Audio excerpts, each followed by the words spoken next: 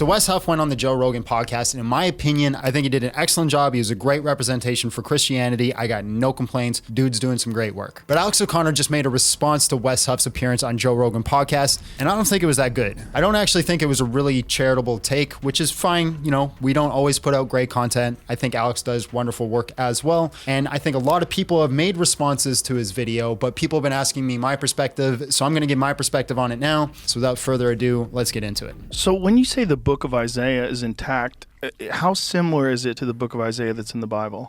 So that one is fascinating. So this isn't true for all of the Dead Sea Scrolls, but when we discovered the Great Isaiah Scroll, previous to that, the earliest copy of Isaiah that we had was in the Masoretic text, which is in the Middle Ages. Whoa. Yeah, so it was literally 1,000 years. We literally pushed back our understanding of Isaiah 1,000 years. And the thing that really shocked scholars, like I said, this isn't true for all of the Dead Sea Scrolls, but one of the things that shocked them about Isaiah was that it was word for word identical to the Masoretic text. Word for word. Word for word. Wow, that would be amazing if it were true. In fact, the Dead Sea version of the Isaiah scroll is not quite identical to the Masoretic text, that is, the one that we know from the Bible. Can you guess how many textual variants there are between the two? Take a guess. 1 that Wes forgot about? 10? 100? Try more than 2,600. Yeah. Now, most of these variants are small. They're differences in spelling, for example, but some of them are more significant. For instance, in Isaiah chapter 2, the end of verse 9 and all of verse 10 are simply missing from the Dead Sea version. They're just not there, which tells us that they were a later addition. So Alex admits that these are like small variants. These would be things like copyist errors. They should have zigged, but instead they zagged. Very small things that don't actually change the meaning of the text. Other variants of these would be like grammatical errors. So for example, some people spell the word color, C-O-L-O-R. Some people spell the word color, C-O-L-O-U-R. These would be some of the other differences that we would see. But the vast majority of these so-called differences don't really change anything in the text. Second, it's possible that Wes just misspoke. We have to remember that he's talking on the fly in a 3-hour podcast in a casual conversation setting. He doesn't have any of his notes in front of him. He doesn't have a computer in front of him. He doesn't have anything to reference. He's going to say some things that are going to be a little off. And this is why I don't think Alex is offering the principle of charity here. He's scrutinizing it as if he would scrutinize an actual paper, which I do not think is fair. What I think Wes is trying to say is it conveyed a thought for thought or meaning for meaning message, that nothing is missing or changed in the narrative that Isaiah is trying to give us. But even if he wasn't, even if he did mean word for word, it's possible that he didn't mean the entirety of just the Isaiah scroll, because there are other fragments of the Isaiah scroll within the Dead Sea Scrolls that do have these so-called missing verses. So what we can see in the Dead Sea Scrolls to what we have now is a truthful passing down of narrative. There is no evidence that people are intentionally trying to change or alter the text or lie or insert their own narratives into it. Now, I don't want to go too much into the Isaiah Scrolls because personally, I'm not too studied on it. And there are also other creators that have addressed that topic and have done a far better job than I could do right now. 2 of those creators would be Gavin Ortland and Testify, who I highly recommend you go watch their videos, and I'm going to post links down below for them because I think they knocked this out of the park better than I can personally. The crazy thing about Christianity, where you have this Jewish itinerant guy who's walking around first century Roman-occupied Judea. He's making some pretty audacious claims to be God himself, and then he predicts his own death and resurrection. And then his disciples they think it's over. Like, they're like, he's dead, we're done. Yeah. And then they go from 11, scared men, because Judas commits suicide, scared men in an upper room to completely overhauling the Roman world in only a couple hundred years because of this claim that they say they saw Jesus resurrected. Like, there's something different that goes on there that they're like, this is a miracle, right? Dead people don't usually rise from the dead. There was quite a lot there. First, Wes says that Jesus was audaciously going around claiming to be God himself. I don't think that's true. Nowhere in Mark, Matthew, or Luke does Jesus actually claim to be God in his own words. So there's a clever narrative that counter-apologists use when they bring up the "is Jesus God" argument, is that you'll notice that Alex O'Connor says Jesus never himself claimed to be God. That's very important because it raises the question, did Matthew, Mark, and Luke claim that Jesus is God, or did they believe Jesus is God? Because that's a completely different topic and a different subject. It's very easy to say that Jesus never said, I am God, worship me. But it's a lot harder to say, well, did the Gospels portray divinity or give a high Christology? Because if we go to the Gospel of Mark verses 1 through 3, we see a reference to the book of Isaiah, talking about the one crying in the wilderness, and the one to come after the one crying in the wilderness was supposed to be God himself. Matthew 1:23 says that Jesus' name will be Emmanuel, which is God with us. And even within Jesus' name, it says Yahweh is salvation. These all point to a high Christology, in my opinion. We can actually go through like hundreds of verses and discuss this all day. We can make an entire video just on that topic. But I want to focus on one verse where I think Jesus explicitly calls himself God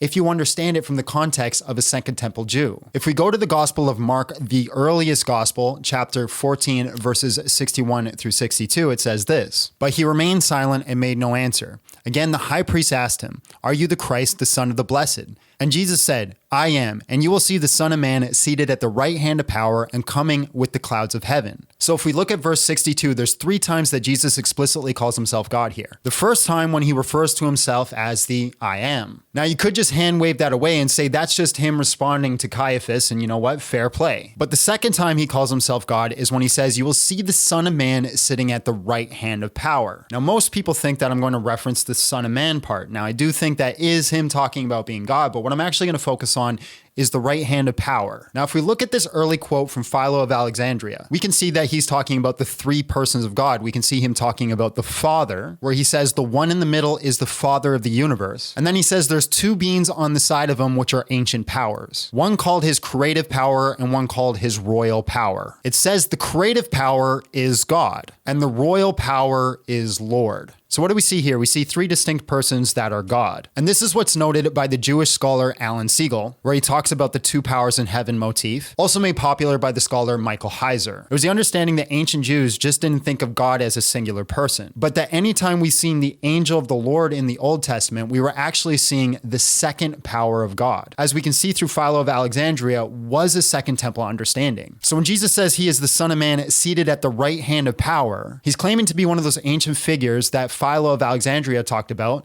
that Philo of Alexandria called God. And the last part he calls himself God is when he says he's coming on the clouds of heaven, which is Jesus referencing Daniel 7 verse 13, where it says the Son of Man is going to come on the clouds of heaven. But what is the point of clouds of heaven? How does it say he's God? Well, if you go to Psalm 104, it says that God makes his chariots the clouds. This is a common motif that we could see throughout the Bible, is that God is the one that rides on the clouds. And it's not just a motif that's understood in Jewish and Christian culture. We're also aware of Ugaritic texts where it talks about Baal riding on the cloud. This seems to be an ancient Near East motif that it was only God that rode on the cloud. So again, in Mark 14, it seems explicit to me that Jesus is not just declaring himself as God, he's doing it 3 times. And it's 3 times if you're not referencing the Son of Man as God, which I think if you look at Daniel 7, which we can make a whole nother video about, it is talking about the Son of Man being God, which if we do include that, that would be 4 times he explicitly calls himself God in this verse. And this is why Caiaphas at the end gets so angry and tears his clothes and say, what more do you need to see? Jesus has committed blasphemy. Would it be blasphemous just for him to claim to be the Messiah? That doesn't seem like a high probability to me. But the Gospels are written in the lifetime of the eyewitnesses.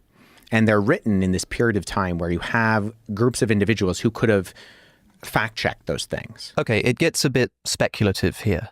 Scholarly consensus is that the earliest gospel, Mark, was written around 70 AD.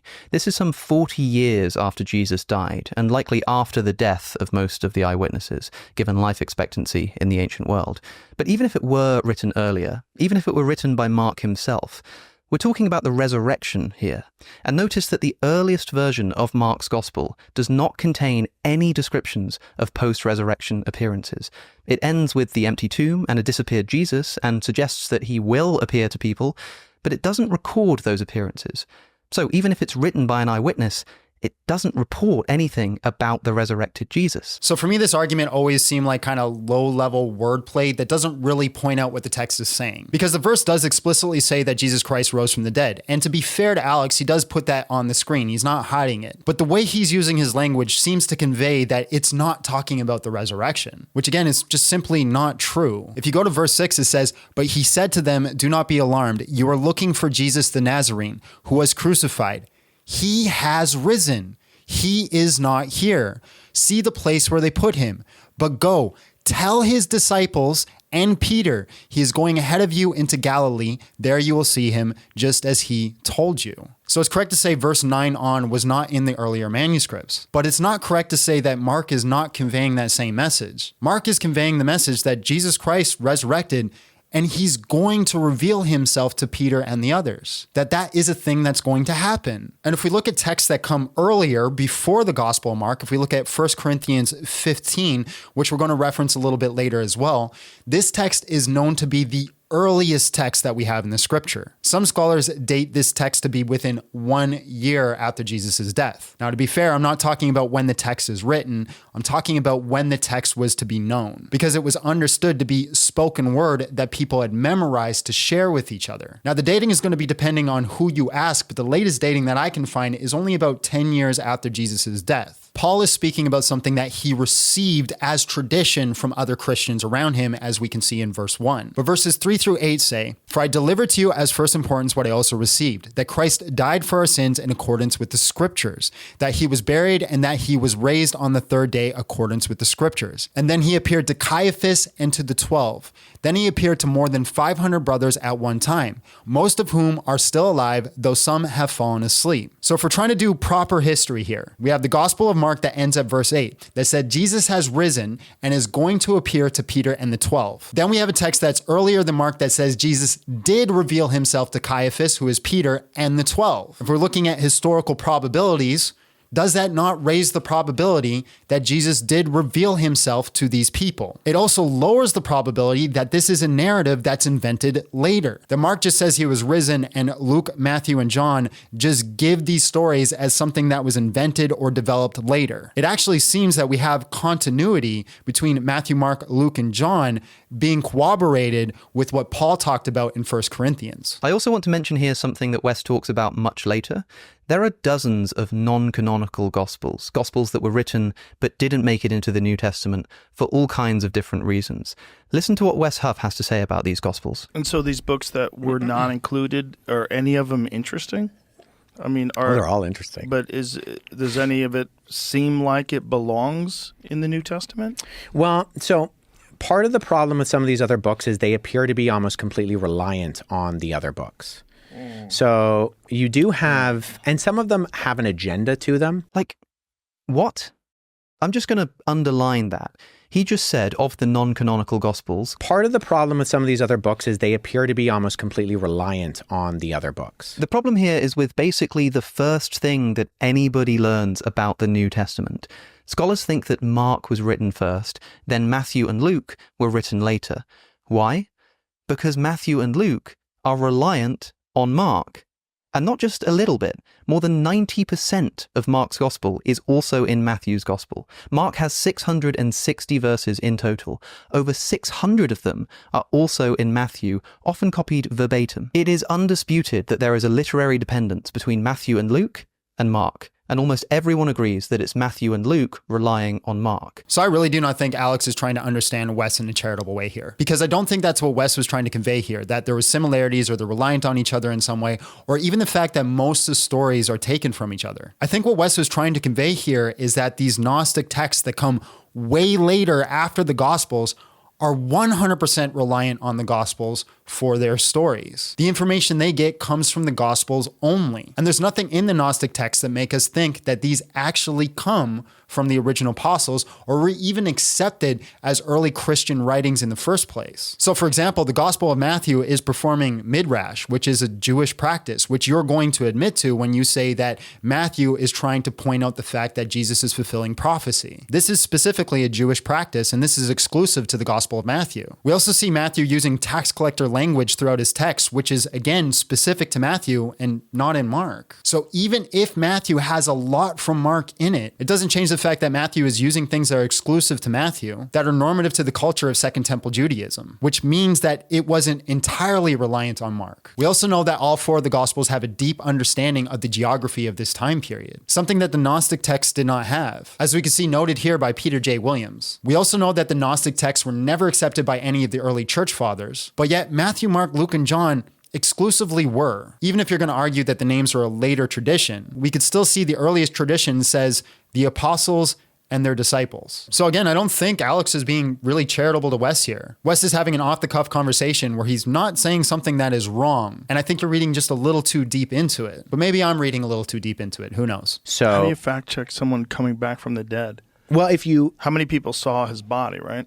Paul says that 400 people saw him all at once. 400 people saw the crucifixion? No, saw the resurrected resurrection. Jesus. Yeah, 1 Corinthians 15, Paul says that Jesus appeared to the disciples, and then he appeared to 400 people all at once. Wes gets this slightly wrong, as Paul actually says that Jesus appeared to 500, not 400 people at one time.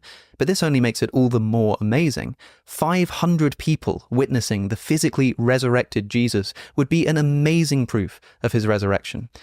Unfortunately, 1 Corinthians chapter 15 is the only mention we have of this event anywhere. It's not in the Gospels, nor in Acts, nor in any other historical source. So, what do we learn about this event from 1 Corinthians? Nothing. No, it's not that we learn nothing. It's that we learned that the early church understood that Jesus Christ rose from the dead, appeared to Peter and the 12, and then appeared to 500. And the reason we know this, like I said before, is because 1 Corinthians isn't exclusively by Paul. It's an early tradition. It's a poem. It's a hymn that was meant to be repeated and understood by the early Christians. This predates Paul. And this means that the early Christian church understood what again? That Jesus Christ resurrected, appeared to Peter and the 12, and then appeared to 500. Now, is this solid evidence to say that Jesus Christ absolutely appeared to 500? Probably not. But it shows that the early church understood that. And again, if we're looking at history and we're looking at probabilities, we have to ask the question, why did the early church believe that? And even if the 500 people did all believe it was Jesus, how many of them were already predisposed to think this? Remember, sometimes groups do claim to see visions, such as various apparitions of Mary, or the Roman Emperor Constantine's vision of a cross of light in the sky, which may have been seen by his whole army as well. The source isn't clear. Look at this image. This is a picture of a crowd in Fatima, Portugal in 1917. This crowd, many more than 500 in number, were witness to the so-called miracle of the sun. A prophecy by 3 shepherd children said that the Virgin Mary would perform a miracle on the 13th of October, causing this large crowd to gather on that day. And the miracle happened. Testimonies from the members in the crowd were published in the newspaper. They claimed to have seen the sun dancing in the sky, zigzagging around, and even advancing towards the earth, all for 10 minutes. So, a large crowd witnessing a prophesied miracle, and we actually know who saw it and precisely what they saw. We even have their direct testimony. Does Wes Huff believe in this Catholic miracle? Do you? Yeah, I actually do believe in this miracle. I also think it's really weird that you're trying to disprove a Christian miracle by showing other Christian miracles. It's almost like you're not tackling the data fairly, but instead you're trying to appeal to people's dogmas. You're trying to say, well, you don't believe in this miracle, even though you believe in this miracle, even though the data is the same. Why is it that you do that? And you know what? That's a fair question to ask, but that's not actually wrestling with the data or the information. I actually agree with you. I think it would be foolish to deny these miracles if the data is the same weight as Jesus Christ's resurrection. Now, in all fairness, I haven't looked over those miracles completely, but if Jesus Christ resurrected from the dead, these miracles would be something that I would expect to see happen. So no, me personally, I don't reject those miracles. All right, guys, that's my 2 cents on what Alex O'Connor had to say about Wes Huff. Like I said, I'm going to reference a couple videos that I think you guys should watch down below. I think they have a little bit more in-depth explanation than what I'm providing. But hey, who knows? Maybe you learned something from what I provided today. God willing, you did. But nonetheless, thank you guys for your time. God bless and have yourself a great day.